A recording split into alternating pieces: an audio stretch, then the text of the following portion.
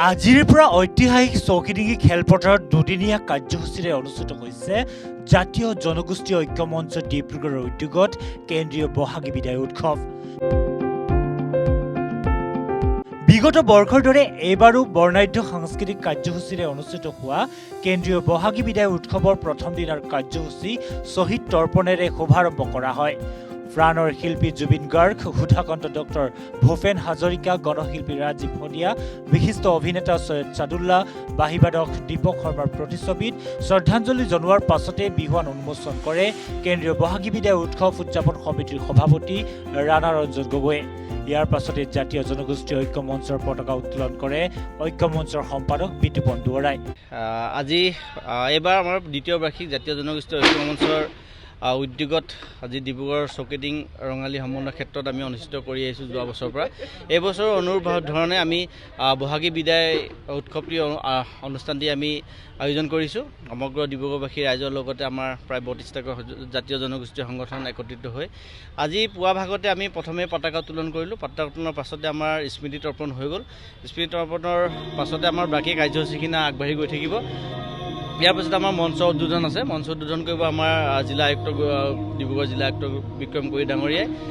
তাৰ পৰৱৰ্তী পৰ্যায়ত আমাৰ যিসমূহ কাৰ্যসূচী আছে বিহু নাম, গগনা, ঢোলবাদন, পেঁপাবাদন, তাৰপিছতে আছে আমাৰ বিহু নাচ, ক শাখা, খ শাখাৰ, আৰু ইয়াৰ পিছতে বিহুৱতী প্ৰতিযোগিতা আছে আৰু হুঁচৰি প্ৰতিযোগিতা আমি ৰাখিছোঁ। আৰু অহা কাইলৈ আমাৰ আছে জেং বিহু প্ৰতিযোগিতা।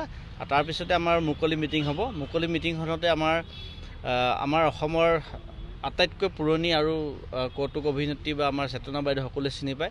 চেতনা বাইদেউক আচলতে আমি যোৱা বছৰৰ পৰা ঐক্য বঁটা আমি ঘোষণা কৰিছিলোঁ। যোৱাবাৰ আমি মৃদুলা বৰুৱা বাইদেউক ৰাখি দিছিলোঁ। এবাৰ ঠিক তেনেকৈ চেতনা বাইদেউক আমি ঐক্য বঁটাটো দিবৰ বাবে আমি মনস্থ কৰিছোঁ। চেতনা বাইদেউ আহিব আমাৰ মাজত। আৰু বাৰেৰহণীয়া সাংস্কৃতিক এটা শোভাযাত্ৰা আমাৰ অনুষ্ঠিত হ'ব কালি পুৱা 11 বজাৰ পৰা। এই সাংস্কৃতিক আমাৰ শোভাযাত্ৰাত ভান্তি মেধি, ৰিচা চেত্ৰী আৰু আমাৰ অৰুণ হাজৰিকা ডাঙৰীয়া থাকিব উপস্থিত। সেই গতিকে বিভিন্ন জাতীয় জনগোষ্ঠীৰ যি আমাৰ কলা কৃষ্টি সম্ভাৰ আছে, ইয়াতে আমাৰ টাই, হোম, মটক, চুতীয়া, কোচ, গোৰ্খা সকলো জাতি জনগোষ্ঠী মিলি আচলতে এক বাৰেৰহণীয়া সাংস্কৃতিক শোভাযাত্ৰা কাইলৈ আমাৰ ডিব্ৰুগড়বাসী ৰাইজে উপভোগ কৰিব পাব। মই আশা ৰাখিছোঁ ডিব্ৰুগড়বাসী ৰাইজৰ লগতে সমগ্ৰ অসমবাসী ৰাইজক যে আচলতে বিহু আমি যি বিহু মেলা আমি অনুষ্ঠিত কৰোঁ, আমি আজিৰ তাৰিখত দেখিছোঁ বহু জেগাত বিভিন্ন ধৰণৰ সংগঠনে বা বিভিন্ন অনুষ্ঠান প্ৰতিষ্ঠানে ভাগে ভাগে বিহুবিলাক পাতে। সেইবাবে কেন্দ্ৰীয় বিহু হিচাপে আমি ভাবোঁ যে এখন বা দুখন কেন্দ্ৰীয় বিহু হ'লেই যথেষ্ট। সেই গতিকে আমি আশা ৰাখিম যে আহিবলগীয়া দিনবিলাকত যাতে আমি কেন্দ্ৰীয়ভাৱে এখন বা দুখন বিহুৱে পতা আমি যদি কৰিব পাৰোঁ, তেতিয়াহে আচলতে জাতিটো এক হৈ থকা এটা ভংগীমা বা জাতিটো এক হৈ থকা আদৰ্শ হিচাপে আমি গঢ় দিব পাৰিম। আমি সেই গতিকে আমি 32টাকৈ সংগঠনে আমি আমাৰ যিটো ঐক্য মঞ্চ গঠন হৈছিল, আমি আলোচনা কৰিছিলোঁ যে বিহুৱে এটা অনুষ্ঠান বা সাংস্কৃতিক অনুষ্ঠান, যি অনুষ্ঠানে আচলতে অসমীয়া জাতিটোক এক কৰি ৰাখে। সেই গতিকে আমি যদি ভাগ ভাগ হৈ বিহুখন পাতোঁ, তেতিয়া আমি 32টা সংগঠন বা অসমৰ বিভিন্ন সংগঠনে ভাগ ভাগকৈ পাতিলে আচলতে জাতিটো একতাটো নুবুজায়। সেই গতিকে অসমীয়া জাতিটো এনেও ভাঙোনমুখী জাতি বুলি আমাৰ বুৰঞ্জী পাতে কয়। সেই গতিকে আমি আশা ৰাখিম নৱপ্ৰজন্ম হিচাপে অনাগত দিনবিলাকত আমি বিহুটিক আচলতে একেখন মঞ্চতে বা এটা সকলো মিলি আমি অনুষ্ঠিত কৰিব পাৰোঁ নেকি, তাৰ দ্বাৰা আমি প্ৰয়াস ৰাখিম। সেই গতিকে অহা বছৰলৈ আমি ভাবিম যে আমি জাতীয় জনগোষ্ঠী ঐক্য মঞ্চৰ যিখন বিহু, এই বিহুখন আৰু বিভিন্ন ধৰণৰ সৰু সুৰা বিহু হয়, আমি সেইবিলাক নহ'ব বুলি নকওঁ, হ'ব লাগিব, বিহু পাতিব লাগিব।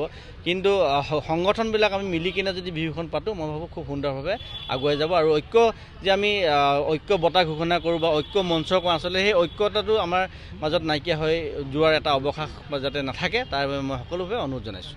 আনহাতে অভিজিত দাসে শ্বহীদ তৰ্পণ কৰাৰ পাছতে ডিব্ৰুগড় জিলা অতিৰিক্ত উপায়ুক্ত প্ৰাঞ্জল বৰুৱাই মঞ্চ উদ্বোধন কৰে। ইফালে দিনৰ ভাগত বিহু নাম, গগনা, ঢোলবাদন, পেঁপাবাদন প্ৰতিযোগিতাৰ লগতে ক আৰু খ শাখাত বিহু নাচ প্ৰতিযোগিতাৰ আয়োজন কৰা হয়। ইয়াৰ পিছতে বিহুৱতী প্ৰতিযোগিতা আৰু বিহু হুঁচৰি প্ৰতিযোগিতাৰ আয়োজন কৰে। আমি জাতীয় জনগোষ্ঠী ঐক্য মঞ্চই আমি সংকল্পবদ্ধ আৰু ৰাইজৰ লগত সদায় লগত থাকি কাম কৰা এটা আমি সংগঠন। জাতীয় জনগোষ্ঠী ঐক্য মঞ্চৰ আমাৰ জন্ম লগ্নৰে পৰাই আমাৰ এটাই উদ্দেশ্য, জাতিটোক সম্পৃক্ত হৈ থকা জাতিটোক আমি একলগ কৰি আমি যেনেকৈ জাতি জনগোষ্ঠী ঐক্য মঞ্চ ঐক্য নামেৰে আমি ঐক্যবদ্ধ হৈ আছিলোঁ, আৰু সেই ঐক্যবদ্ধতাৰে আমি বহাগী উৎসৱখন পালন কৰোঁ। আৰু দ্বিতীয়বাৰৰ বাবে আমি এই বহাগী বিদায় উৎসৱ আমি পালন কৰিছোঁ। আৰু অসমৰ স্বনামধন্য যিসকল শিল্পী ৰাজীৱ সদিয়া, অসমৰ ভূপেন হাজৰিকা, ডক্টৰ ভূপেন হাজৰিকা, জুবিন গাৰ্গ ডাঙৰীয়া, অন্যান্য যিসকল শিল্পী কলাকুশলী তেখেতলোকক আমি শ্ৰদ্ধাঞ্জলি জনাইছোঁ।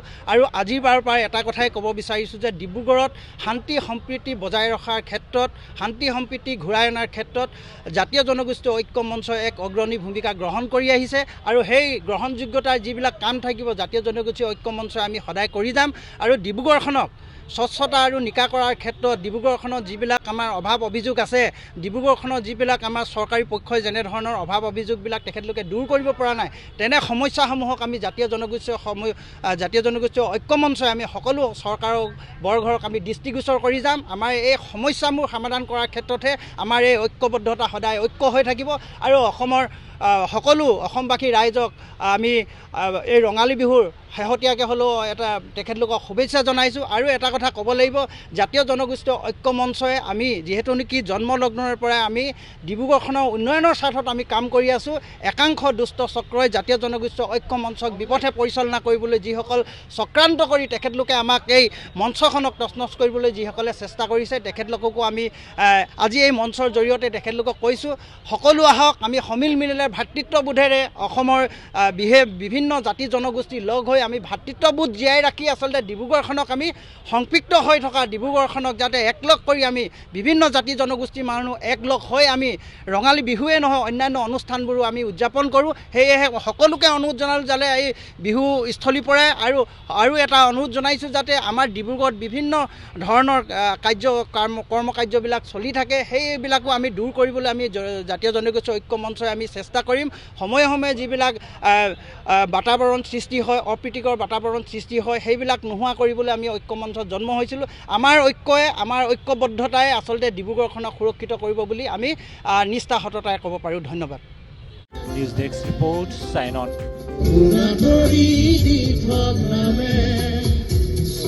বুজিলে